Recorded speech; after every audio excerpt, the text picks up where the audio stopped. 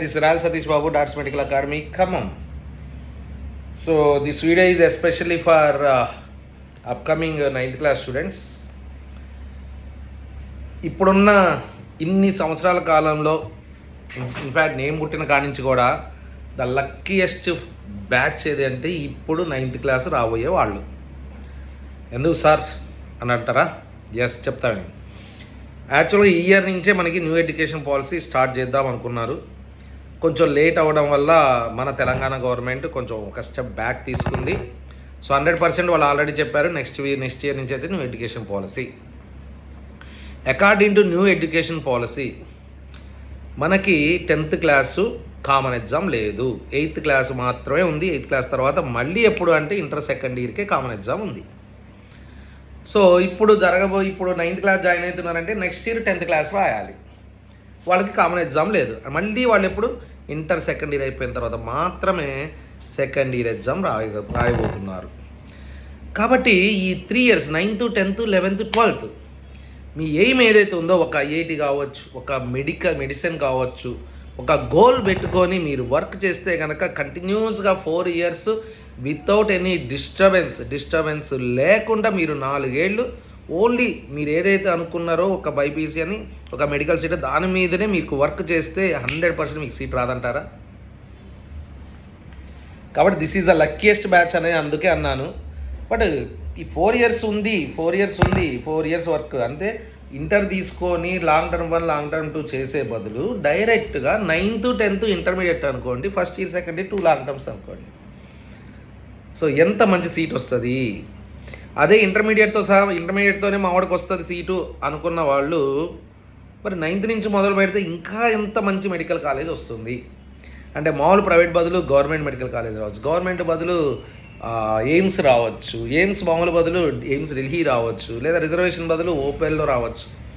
కాబట్టి ఎంత ఛాన్స్ ఉంది. సో ఇంతవరకు ఎవరికి లేదు ఆ ఛాన్స్. ఎందుకంటే 10th క్లాస్ రాగానే ఆ 10th క్లాస్ ఎగ్జామ్స్ కోసం డిస్టర్బెన్స్ అను, ఫస్ట్ ఇయర్ ఎగ్జామ్స్ కోసం డిస్టర్బెన్స్ అను ఇలా జరుగుతూ ఉండే. డైరెక్ట్గా ఇంటర్ సెకండ్ ఇయర్లో మాత్రం ఎగ్జామ్స్ రాస్తున్నారు అంటే అంతకన్నా మీకంటే అదృష్టవంతులు ఎవరున్నారు చెప్పండి. అండ్ వన్ మోర్ థింగ్, ఇంకా పేరెంట్స్ ఆలోచిస్తున్నారు చాలామంది, లాంగ్వేజ్ కావాలి. లాంగ్వేజ్ అంటే ఏంటండి? నేను చెప్పేది మీకు అర్థమవుతుంది కదా, అదే లాంగ్వేజ్ అంటే. ఆల్రెడీ 8th క్లాస్ వరకు తెలుగు, ఇంగ్లీషు, హిందీ నేర్చుకొని ఉన్నారు కదా, ఇదేం కొత్త కాదు కదా. అంటే he is able to speak Telugu, can understand Telugu, can speak English, can understand English, can speak Hindi, can understand Hindi, that's it. ఇంకా లాంగ్వేజ్తో పని ఏముంటుంది చెప్పండి. మనకి ఇంటర్మీడియట్లో కూడా అవన్నీ లేవు కదా, తెలుగు ఏమీ లేవు, తెలుగు హిందీ లేవు, జస్ట్ ఇంగ్లీషు సాంస్క్రిట్. ఇంటర్మీడియట్ ఉన్నప్పుడు లాస్ట్ 2 months చదువుకున్నా సరే they will pass. And one more thing, దానికి అసలు వెయిటేజే లేదు మనకి ఎక్కడా కూడా ఇంటర్మీడియట్ మార్కులకి వెయిటేజ్ లేదు, ఎస్పెషల్లీ లాంగ్వేజెస్కి అసలు వెయిటేజే లేదు. సో మన ఎయిమ్ ఏమో మా వాడు మంచి మెడికల్ సీట్ కొట్టాలనేది ఎయిము, మన దారి అది. మనం వెతుకుతున్న దారులు వేరే, అటు ఇటు దారులు పోదామని వెతుకుతున్నారు. ఇది ఎంతవరకు కరెక్ట్? అసలు ఇది కరెక్టేనా అసలు మన ఐడియా? చెప్పండి. సో కాబట్టి మనం already quarter of program last year start చేశాము. సో అది సక్సెస్ఫుల్గా 20 మంది స్టూడెంట్స్తో మంచిగా నడిపాము. 20 మంది అయినా సరే నేను అనుకున్నాను అంటే ప్రోగ్రామ్ నడపాల్సిందే.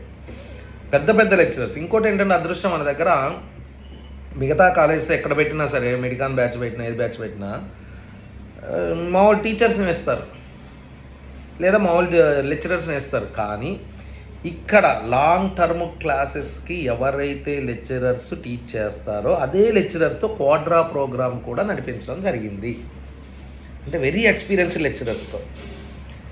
సరే ఫస్ట్ ఇయర్ మనం చదువుకున్నప్పుడు మనకంతా రాకపోవచ్చు, బట్ రెండోసారి చదువుకుంటే వస్తుంది కదా, పోనీ మూడోసారి చదువుకున్నా వస్తుంది కదా అట్లీస్ట్. కాబట్టి we should not skip. So మనం 100% సంవత్సరం మొత్తం కూడా mathematics 2 classes, physics 2 classes, chemistry 2 classes, botany 2 classes, zoology 2 classes 10 పీరియడ్లు నడిపాము. ఎవ్రీ వీకెండ్ నడిచింది, యూనిట్ టెస్ట్ నడిచింది, లాస్ట్లో గ్రాండ్ టెస్ట్ నడిచింది. Now they are coming to 10th class. So now this is a time for 8th class students. Don't leave this chance. దయచేసి మీ aim అదైతే, లేదు సార్ నా ఏం ఇది కాదు, ఐ వోంట్ డిసైడ్ నౌ అంటే ఇట్స్ యువర్ విష్.